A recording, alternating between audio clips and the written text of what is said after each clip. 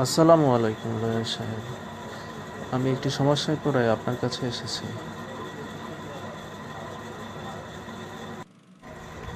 ওয়ালাইকুম সালাম। জি বলুন, কি সমস্যা আপনার?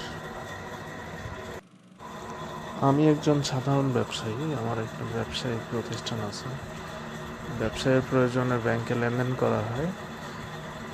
লেনদেন করার ক্ষেত্রে একজন ব্যাংক কর্মকর্তা আমাকে বললেন যে টিন সার্টিফিকেট সম্পর্কে।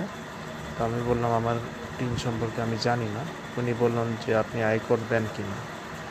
তো এই বিষয়ে আমার কিছুই জানা নেই। সেই ক্ষেত্রে আমি আপনার সাথে যোগাযোগ করি। ব্যাংক কর্মকর্তা বলল যে কোনো একজন আইনজীবী বা কর আইনজীবীর সাথে বিষয়টা নিয়ে যোগাযোগ করতে। তাই আপনি আপনার কাছে চলে আসি।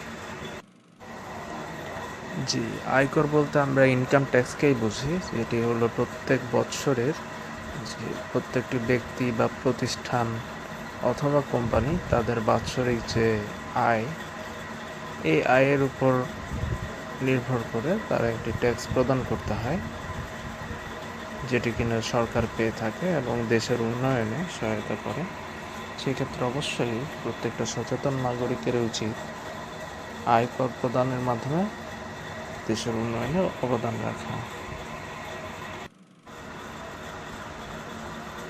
সেক্ষেত্রে প্রত্যেক ব্যক্তি অথবা পেশাজীবী অথবা যে কোনো ব্যবসায়ী প্রতিষ্ঠান, ব্যবসায়ী অথবা কোনো কোম্পানি, ছোট বড় সকল পেশাজীবী, অর্থাৎ যেখানে ইনকাম সোর্স থাকে এবং আপনার যদি শুধুমাত্র বাসা বাড়ির ইনকাম থাকে সেটি আপনাকে প্রদর্শন করতে হবে।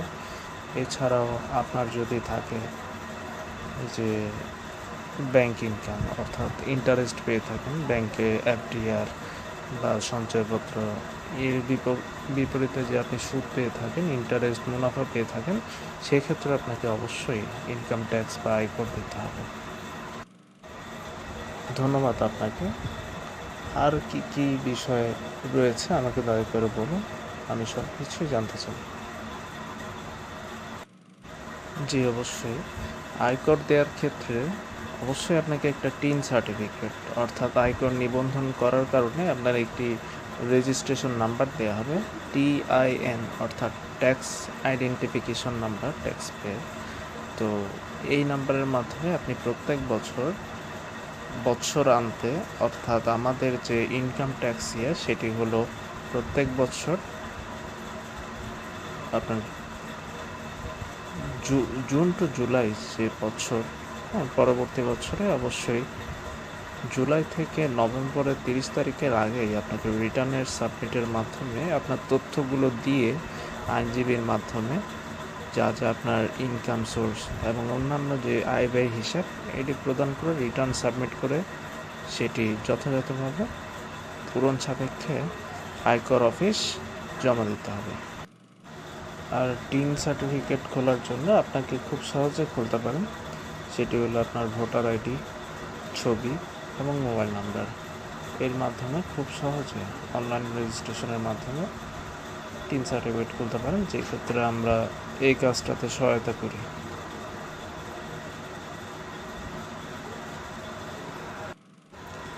ধন্যবাদ আপনাকে। যদি কোনো করদাতা, অর্থাৎ ব্যবসায়ী বা যে কোনো করদাতার বছরান্তে যদি দেখা যায় যে সন্তোষজনক আয় হয়নি, তারপরে কি তাকে আয়কর দিতে হবে?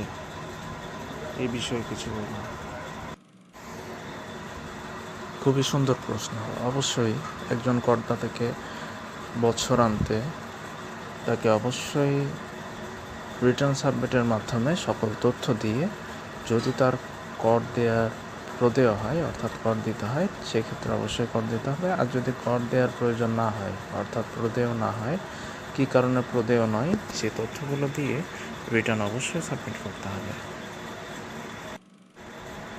বর্তমানে করোনাকালীন সময়ে দেখা যাচ্ছে যে আমার মতো অনেক ব্যবসায়ী রয়েছেন বা যেসব করদাতা রয়েছেন, অন্যান্য কোম্পানি বা হলো আপনার গৃহ সম্পত্তি রয়েছে, বাসা ভাড়া পেয়ে থাকেন, তারা বর্তমানে ভালো অবস্থায় নেই। তারা কি করতে পারেন? দেখুন, আইনের নিয়ম অনুযায়ী অবশ্যই প্রত্যেক করদাতার নৈতিকভাবে এবং আইনত উচিত হচ্ছে অবশ্যই কর দিতে হবে। আর যদি কর না দিয়ে থাকে বা রিটার্ন সাবমিট না করে, তাহলে অবশ্যই কর অফিস থেকে খুব সম্ভবত তাকে নোটিশ প্রদান করা হতে পারে বা চিঠির মাধ্যমে জানানো হতে পারে যে সে কেন কর দেয়নি। সেক্ষেত্রে অনেক প্রশ্নের সম্মুখীন হতে পারে, কর আরোপ হতে পারে অথবা জরিমানা হতে পারে। সবচেয়ে ভালো যে পদ্ধতি সেটা হলো আইনগতভাবে উনি রিটার্ন সাবমিট করুন। সেক্ষেত্রে যেহেতু বর্তমানে করোনা পরিস্থিতি, সবার অবস্থা খারাপ, আমার যে প্রতিষ্ঠান চট্টগ্রাম ট্যাক্স কনসালটেন্সি, আমি দিচ্ছি বিনামূল্যে ট্যাক্স অ্যাসেসমেন্ট করার সুযোগ। করোনা পরিস্থিতি বিবেচনায় যেসব করোনার এফেক্টেড পারসনস রয়েছেন এবং যারা হচ্ছেন ফ্রন্ট লাইনার, ডাক্তার, নার্স এবং বিভিন্ন পেশাজীবী, আইন শৃঙ্খলা বাহিনী অথবা যে কোনো মানুষই অর্থাৎ করদাতা যার কিনা করোনাকালীন সহায়তা প্রয়োজন, আমি আইনজীবী ফিস ব্যতি রেখে ছাড়াই তাদেরকে প্রসেস করে দিচ্ছি। এটি হলো আমার ব্যক্তিগতভাবে করোনাকালীন একটি সহায়তা। তো আশা করি এই ক্ষেত্রে সুযোগটি গ্রহণ করতে পারেন করদাতারা চাইলে। সেক্ষেত্রে আমার সাথে যোগাযোগ করে বিষয়টি কনফার্ম করুন। ধন্যবাদ আপনাকে এমন একটি উদ্যোগের জন্য। আশা করি আমার মতো যারা করদাতা রয়েছেন এবং ভবিষ্যৎ করদাতা, তারা অবশ্যই এই সুযোগটি গ্রহণ করতে পারেন। আপনাকে অনেক ধন্যবাদ।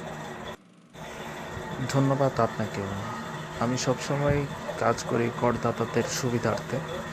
যেহেতু বর্তমানে এমন একটি পরিস্থিতি, সবাই একটি দুশ্চিন্তায় আছে, তো আমি আমার সাধ্যমতো চেষ্টা করি যেন এই দুশ্চিন্তা থেকে কিছুটা হলেও তাদেরকে সহায়তা করা যায়।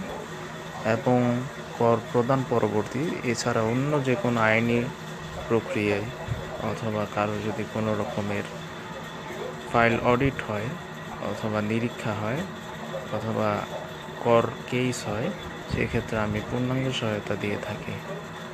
সেক্ষেত্রে অবশ্যই নিঃসংকোচে আমার সাথে যোগাযোগ করুন এবং আইনি সহায়তা গ্রহণ করুন। ধন্যবাদ। ঠিক আছে, তাহলে আজকের মতো আমি উঠি। আপনার সাথে আবারও যোগাযোগ করব এবং কর সম্পর্কিত অন্য তথ্য এবং আমার কিভাবে ট্যাক্স ফাইল অর্থাৎ রিটার্ন দেওয়া যায় সে বিষয়ে জেনে নেব। ধন্যবাদ। আসসালামু আলাইকুম। ওয়ালাইকুম সালাম। ভালো থাকবেন।